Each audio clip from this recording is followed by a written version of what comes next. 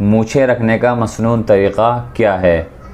حضور اکرم صلی اللہ علیہ وسلم نے اپنے ارشادات سے اور طرز عمل سے جہاں زندگی گزارنے کے اصول اور ضوابط بتلائے ہیں، وہیں حضور اکرم صلی اللہ علیہ وسلم نے اپنے طرز زندگی سے اور اپنے ارشادات سے انسان کی ظاہری شکل و صورت رکھنے کے طریقے بھی بتائے ہیں۔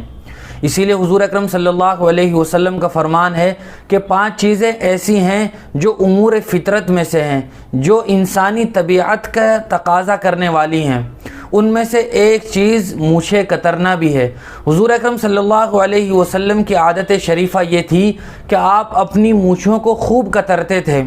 جیسا آج کل اگر قینچی سے کاٹ لیا جائے تو بالکل چھوٹی چھوٹی رہ جاتی ہیں، جو ایسا محسوس ہو دیکھنے میں کہ انہیں مونڈ دیا گیا ہو، جیسے سر کے بال کو بالکل گنجا کر دیا جاتا ہے، اس طرح محسوس ہونے لگیں، اس قدر کتر دیا جائے۔ یہ حضور اکرم صلی اللہ علیہ وسلم کی عام عادت شریفہ تھی۔ اور ایک حدیث میں حضور اکرم صلی اللہ علیہ وسلم نے ارشاد فرمایا کہ داڑھی کو بڑھاؤ، مونچھوں کو کترواؤ۔